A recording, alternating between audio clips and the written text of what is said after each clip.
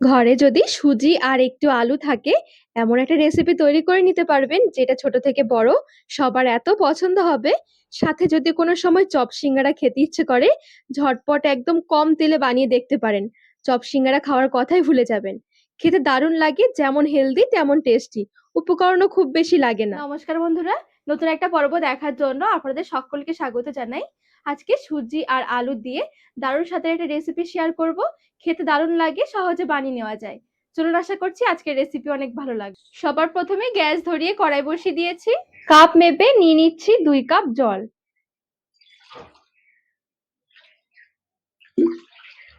সামান্য লবণ। জলটা এবারে ফুটে ওঠা পর্যন্ত অপেক্ষা করব। জল যখনই এরকম টকবক করে ফুটতে থাকবে, 1 কাপ সুজি দিয়ে দেব। আর আঁচটা একদম হালকা করে রেখে দিচ্ছি।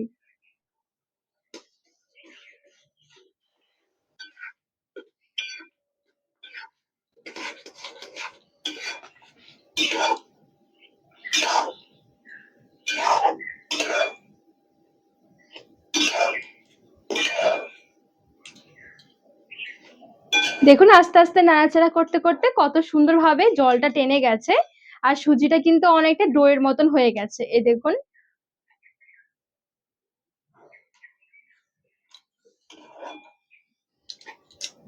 এবারে ডোটা থালায় নামিয়ে একটু ঠান্ডা করে নেব। সুজির ডোটা ঠান্ডা হতে হতে এদিকে ঝটপট একটা আলুর পুর তৈরি করে নেব। কড়াইয়ে অল্প একটু সাদা তেল নিয়ে নিচ্ছি। 1 চামচ মতন আদা কুচি, 1 চামচ কাঁচা লঙ্কা কুচি, হালকা একটু ভেজে কিছুটা গাজর কুচি দিয়ে দিচ্ছি, কিছুটা ক্যাপসিকাম কুচি।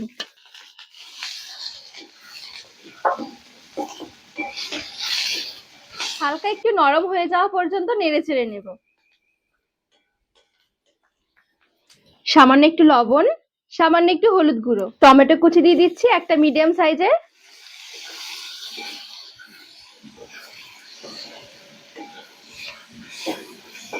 একটু নাড়াচাড়া করে নিয়েছি। সবজিগুলো পুরোপুরি ভেজে সেদ্ধ করব না। দুটো মিডিয়াম সাইজের আলু খোসা ছাড়িয়ে সেদ্ধ করে রেখেছিলাম। এবারে এই আলুগুলো হালকা ম্যাশ করে দিয়ে দেব।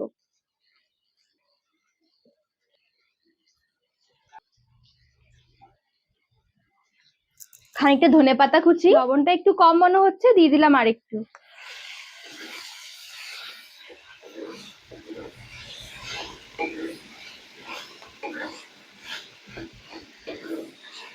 সবজির সাথে আলুটা নেড়ে চেড়ে ভালো করে একটু মিশিয়ে নেব।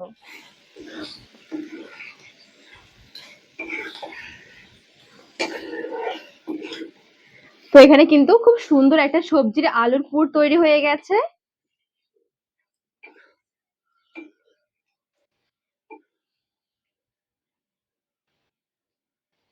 এবারে আঁচ থেকে নামিয়ে এই পুরটা সাইডে সরিয়ে রাখবো। আর এই পুরে আমি সেরকম কোনো মশলা ব্যবহার করিনি, একদম সিম্পল ভাবে তৈরি করেছি। খেতে কিন্তু দারুণ লাগবে, বানিয়ে দেখবেন। আর এদিকে যে সুজির পুরটা আমি বানিয়ে রেখেছিলাম, মোটামুটি সুন্দর একটু ঠান্ডা হয়ে গেছে, আবার কিন্তু পুরোপুরি ঠান্ডা হয়নি। এবারে হাতের সাহায্যে একটু ভালো করে মসৃণ করে এটা মেখে নিতে হবে। ডোটা প্রথমে মাখার সময় দেখবেন মাখাতে একটু অসুবিধা হবে। তো এটা দেখবেন মাখাতে মাখাতে খুব সুন্দর একদম মসৃণ ডো তৈরি হয়ে যাবে। আর যদি হাতে অনেক বেশি চিপচিপে হয়ে লেগে যেতে চায়, সেক্ষেত্রে অল্প একটু সাদা তেল হাতে ধরে মেখে নেবেন। তো এই দেখুন, এখানে সুন্দরভাবে একদম স্মুথ করে মেখে নিয়েছি। এবারে পুরো ডো থেকে ছোট ছোট করে লেচি বের করে নেব।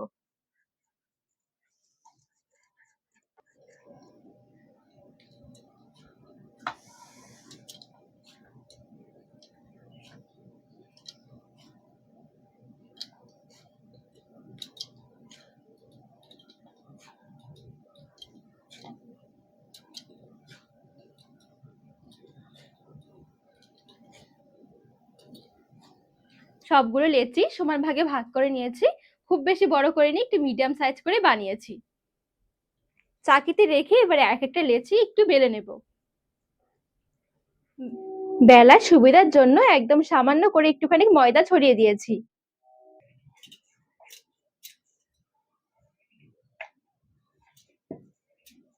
এই দেখুন সুন্দর করে এখানে বেলে নিয়েছি। এদিকে যে আলুর পুরটা আমি বানিয়ে রেখেছি, এবার এখান থেকে অল্প করে আলুর পুর নিয়ে নিচ্ছি।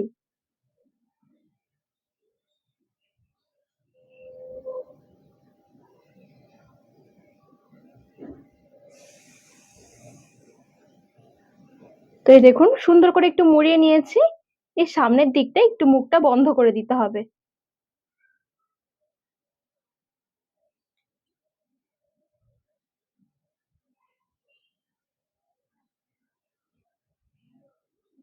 এই দেখুন এখানে খুব সুন্দর করে কিন্তু আমি একটা রোল তৈরি করে নিয়েছি। তো আজকে সুজি আর আলু দিয়ে এরকম করে রোলগুলো আমি তৈরি করে নেব। তো সবগুলো রোল আমি ঠিক এইভাবে করে বানিয়ে নিচ্ছি।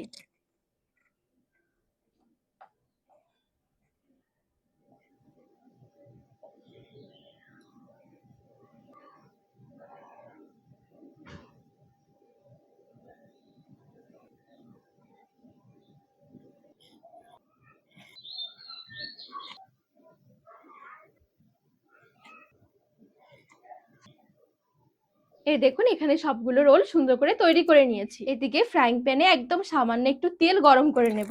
তেল কিন্তু এবারে বেশি দরকার হবে না, একদম সামান্য করে নিয়েছি। একদম হালকা করে তেল দিয়ে সেঁকে নেব। হালকা গরম হয়ে গেলে এক এক করে তেলে ছেড়ে দিচ্ছি।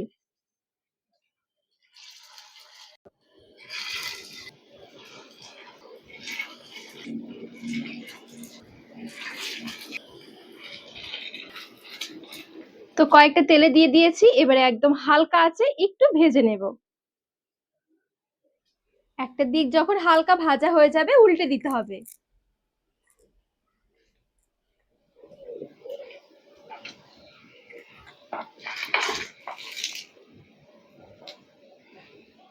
দেখুন কত সুন্দরভাবে এটা ভাজা হয়েছে। একটু ভাজলে কি খুব সুন্দর এটা মুচমুচে হয় খেতে। ভাজতে ভাজতে এগুলো একটু লালচে কালার এসে গেছে, এবার এগুলো তুলে নিচ্ছি।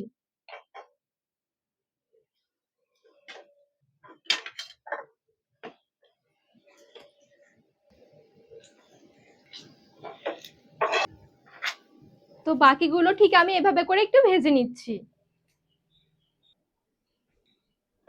তো এদিকে গরম গরম পরিবেশন করে নিয়েছি, সাথে একটু সস নিয়ে। বাড়িতে একবার হলেও কিন্তু এই রেসিপিটা বানাতে একদমই ভুলবেন না। ছোট থেকে বড় সবার দেখবেন ভীষণ পছন্দ হবে। হয়তো এরকম একটা রেসিপি বানিয়ে খেলে চপ সিঙ্গারা খেতেও ইচ্ছে করবে না, বা চপ সিঙ্গারা খেতে ইচ্ছে করলে ঝটপট এরকম একদম হেলদি ভাবে তৈরি করে নিতে পারেন, একদম নামমাত্র তেলে। দারুণ লাগে খেতে।